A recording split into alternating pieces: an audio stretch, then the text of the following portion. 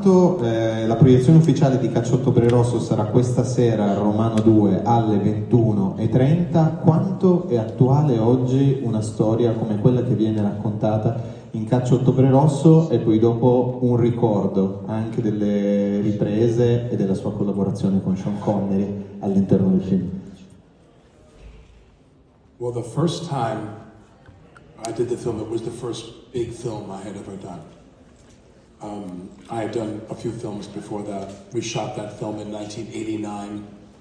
We started filming on my birthday.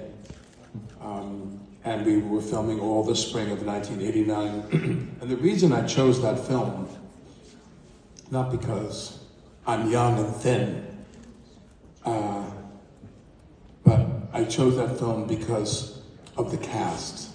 I have learned that throughout my work in films, the people you work with is essential. When we did Glengarry, Glen Ross, all of those actors were actors I loved and admired. When I did The Edge, I worshiped Tony Hopkins. Everything is the opportunity to work with people that you love as performers, as actors. When I did, pardon me, when I did Blue Jasmine with Cate Blanchett, I loved Cate. I worship her. She's such a great actress. And so Red October, when I look back, it's the cast is just a miracle when you think about it. Not just Sean, who was probably one of the greatest movie stars that ever lived, and he was lovely to me. He was so kind to me, because I think he knew I was scared to make a movie with him. The whole time I'm like, because he's great, And then, but we had Scott Glenn, Courtney Vance, Sam Neill, Tim Curry, Peter Firth.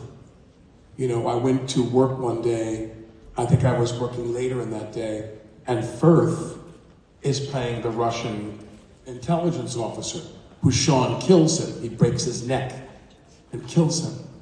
Now Firth is one of the greatest actors that ever lived. He's a great actor, the British actor Peter Firth.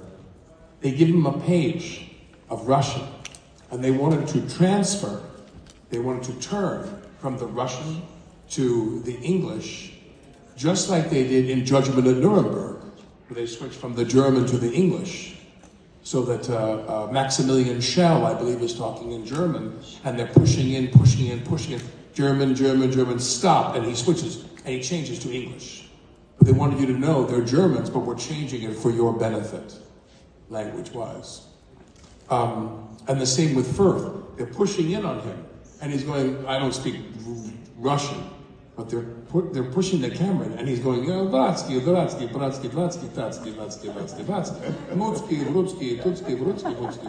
and he goes, and of course, Commander, you realize, and he switches.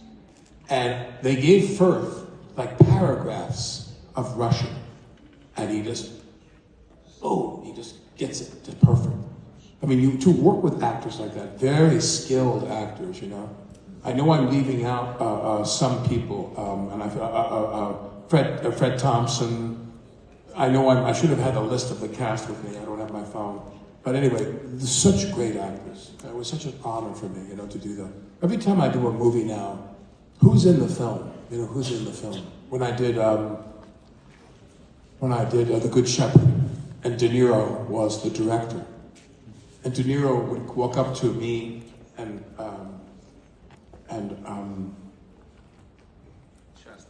no. In The Good Shepherd. No. Matt Damon. I'm sorry. Yeah, my mind is gone. If I can't remember Matt Damon, my mind is gone. Yeah. So Matt Damon is there with me, and Bob would walk up, and I was terrified. It's Robert De Niro. He's directing you. He's watching you. When he's acting, he doesn't talk to you. All the great actors, they mind their business. They're not going to come up to you and go, oh, do this, never. They never say a word when you're acting with them. But now he's directing. His job is to talk to me. And he walks up and he doesn't say anything for like 20 seconds. And I'm like sweating. He walks up to me and he's like,